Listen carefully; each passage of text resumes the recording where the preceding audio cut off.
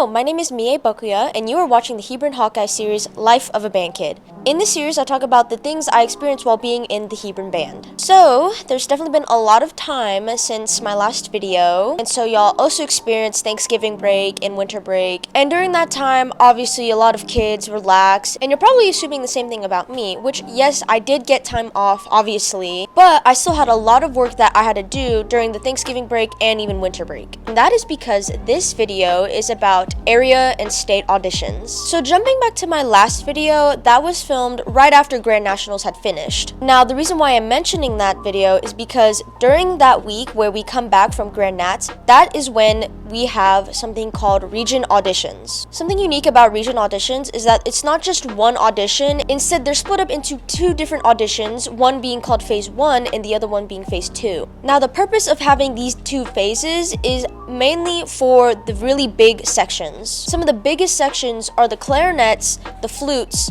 trumpets, and maybe some of the alto saxophones. Those four groups are usually the ones that have to do phase 1 auditions because there are just too many kids in those sections. So because of that, not every student has to do phase 1 auditions. If you've seen some of my last videos, you know that I mainly play the bass clarinet and I only really do B flat for marching season. So because of that, I'm always very lucky because I don't have to do phase 1. Instead, I go automatically to phase 2 auditions. Now, phase 2 for region auditions are not on the same day as phase 1. Usually, phase 2 auditions are held after Thanksgiving break. This gives students time to practice and improve, especially if they were phase 1 students, and advance to phase 2. While I do audition on the bass clarinet, which is in the key of B flat, I also have to audition on the contrabass clarinet, which is in the key of E flat. Not every student does this. This is more of an optional thing. For example, there's some students who play the flute but can also play piccolo, so they also do it on two different instruments. Because of that, I have to go through the auditioning process twice in the same day. Now, it really isn't as bad because for the contrabass clarinet room, at most, it's only about 4 students in that room. However, the bass clarinet room is a little bit different because that's more like an actual audition because there are way more students than the contrabass room. There's a wider range of the skill level of the students there. So after phase 2 auditions, this is where students get to advance to state auditions. So certain instrument groups take a certain amount of students to advance to state. The bigger groups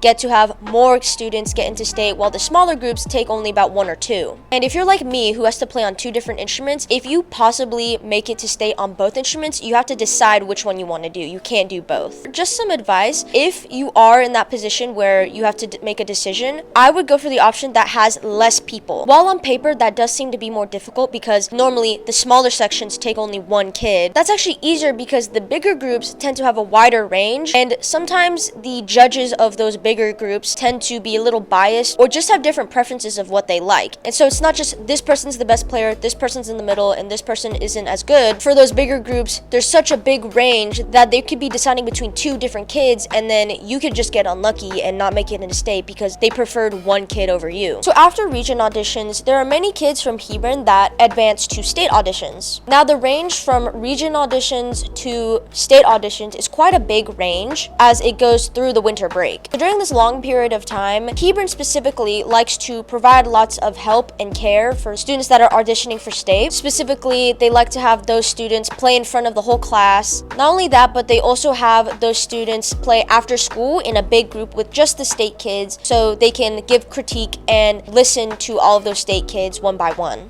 And since winter break is in between the time period for state auditions, Hebron provides an area retreat, which is about 2 days for the Hebron kids. Now, I went last year and basically it was kind of the same as the after school practice. The only difference is they have professional teachers there to help give you criticism and play with you so they can hear you and you can hear them. So I went to that last year, but this year I didn't go. Disclaimer, don't do what I did. If you are not me, do not follow what I did because even what I did was very risky. So during this winter break, I didn't go to the area retreat, and the reason why is because my instrument group is very easy to get into state. Just a little tangent here, but there are certain instrument groups that have a very easy ticket into getting into state. I don't want to discredit any of the people who played these instruments and made it into state, but if we're going to be honest, it is the easiest as compared to all the other instrument groups. The instrument groups that are the easiest, in my opinion, to get into state are the contrabass clarinets, the contrabassoons, and maybe the bassoons, but I don't really know how good the bassoons are, and the E-flat clarinet. Now, there are some other smaller groups such as the English horn or oboe or piccolo, but those groups are a little bit different. There are more kids in that group and there's a lot more skilled players in those groups. Even though I didn't go to the area retreat, I still had to manage my time wisely, and I still spent most of my winter break practicing on my instrument and practicing my etudes. That is what got me into state, and that is the biggest factor that can differentiate you from other players. One secret that I'm going to tell you about the contrabasses is that most of the kids that play on contrabass for region are only doing it just so they can get into state. They don't prioritize it as much because they probably mainly play the bass clarinet. And I think that's an important factor to think about, because you can be a good player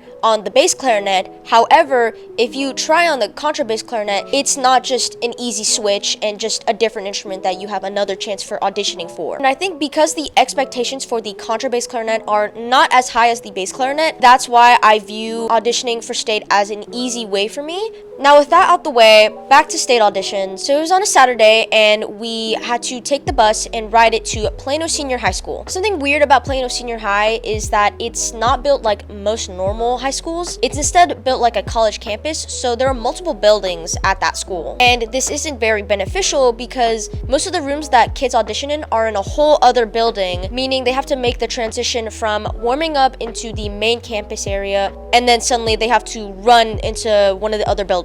So when me and the other kids auditioning arrived to Plano Senior High, we found a place to sit and put all our stuff there, and me and my friends, we walked around both the main campus and also the other building that we were going to audition in. Something that I don't think some people know is that the audition rooms are mainly just classrooms. Because of that, some of the rooms don't have a lot of room in the actual classroom, and for bigger groups they have chairs set up for them to sit in, but there are some weird cases where they might have to sit at a desk or at a science lab table. Another thing about these rooms is that there is a specific place for the judges to sit in. The judges normally sit at desks, and there's always a divider in between where the judges sit and where the students sit. This is because there's a rule with auditions just in general that judges cannot see the student and the student mostly can't see the judges. They have that rule because a lot of the judges at region and state auditions are just regular teachers or directors from other schools in LASD. Because of that, there's a very high possibility that your own band director could be judging your room or someone else's room. The rule is that many people are going to assume that the judge is biased and they might give you a higher score because you're their student. That's also why there's a rule that you can't wear school merch at the audition. So anyways, when I arrived to my room, I wanted to check it out and talk to the room monitor. There's something very specific that I need for my auditions. I needed a specific chair to make me taller. Just a little example, this is how tall I look like when I'm sitting in a regular chair and playing on the contrabass. And unfortunately, I couldn't just stack two chairs. A, because it wasn't making me tall enough, and B, that's low-key kind of scary. Like, if you stack chairs and sat on them, 50% of the time they're not going to be stable and you're going to slide off and fall on your face. And so because of my weird situation, the orchestra allowed me to borrow a chair from their room, and I got this special chair right here. You might have seen me with this chair, or you might have even seen the Instagram account that I had for it. I used to have the password for it, and I don't anymore. It logged me out for some reason. I think it was hacked. I don't really know. But either way, this is my chair. She's very special, and her name is Cheryl. Cheryl, like the name Cheryl, except it's just pronounced with the chair. Anyways, because of that situation, it's not normal to bring your own chair to your own audition. So I had to tell the room monitor that I have this special little Cheryl and that I needed it in order to audition in the room. After I established the whole Cheryl situation, me and my friends went back to the main campus and we waited around until it was time for the meeting. During this meeting, one of the teachers slash staff people there basically just explained all the instructions of how to do an audition, which I've already covered. After the short meeting, that's when you can check into your rooms. Check into your rooms is easy. Basically, you just go to your room and say, this is my name and I'm playing on this instrument. After I had checked in, I went back to the main campus again and kind of just sat around and did my own thing. I don't automatically start practicing because a very crucial thing that some people might not realize is that you cannot be practicing for hours and hours right before your audition. At most, I would say 1 hour, but even then, don't practice like crazy before your your audition, because then that could cause you to get fatigued and too tired, so you're not going to play as good as you did when you were just practicing on your own. When it was about 30 to 40 minutes before 1:30, that is when I started to practice. During this time, I was just doing some warm-ups and looking through my etudes, making sure I had everything set. Another thing I should mention is that with my specific instrument, because it is fully made out of wood, I have to be very careful with how I play on it. Because, fun fact, when you play on a woodwind instrument during the winter time, it obviously gets very cold on the outside. However, if you play on the instrument while it's still cold on the exterior, the interior of the instrument is going to get very warm, because that causes it to expand, and that could cause cracks. Because of that, I was just trying to be careful, warming up and not playing too much. And when it was about 10 minutes before my audition, I had gotten all the things I needed and walked to my audition building. And during that time, I was waiting because the E-flat clarinets were still playing in that room. Once the E-flat clarinets were done with their audition, me and the other contrabass clarinets went into our room because it was our time to shine. Because we are such a small group, we don't have to do the typical auditioning chair movement. Basically what that is there's a big group of kids, and there's one chair, which is the audition chair. Basically, that's the kid who's playing. And there's another chair, which is the waiting chair. And basically, that just means you're up next to audition. Because my group was so small, we all just got to sit in our respective chairs, mine being chair roll. One of the kids actually didn't even sit down, he was standing. So once the auditions were done, me and the two other kids, we got out of the room and we went back to the main campus to put away our instrument and wait for the results. And actually, right when I put my instrument away, one of the other kids, her name is Ava, by the way, shout out to you, she had saw the results before me and told me that I had made it into state. Obviously, I was very happy and very proud, because if you didn't know, I made state last year, and I wanted to experience it again because last year wasn't exactly the real state experience, because Hebron also went to Team Mie that year, so I was kind of all over the place last year. Because despite making into state, you're still not done. There's one more step you have to do. Next week, you have to record yourself playing the etudes again, and then you send those recordings to the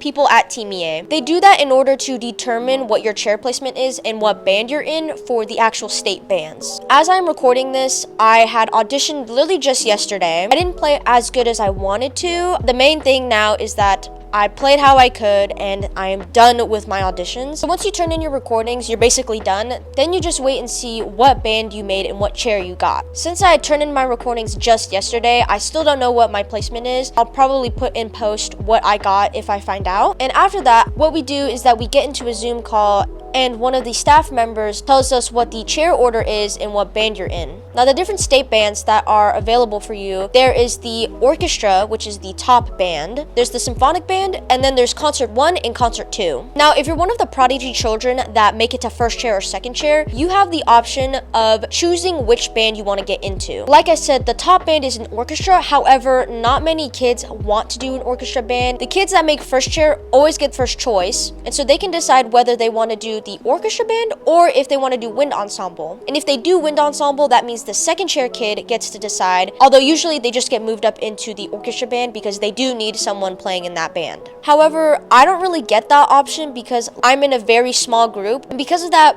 we don't really get the leisure of choosing which band you get into. Instead, we were placed in chair order. We were all put into the symphonic band. Just to kind of wrap this up, all the students from Hebron that made it into state this year were 16 students, which I believe was more than last year, and we had 5 first alternates. If you don't know what that means, basically, they're kind of like an understudy, and so if one of those kids that made it into state gets sick and can't go, then that first alternate gets to move up and they get to go to state.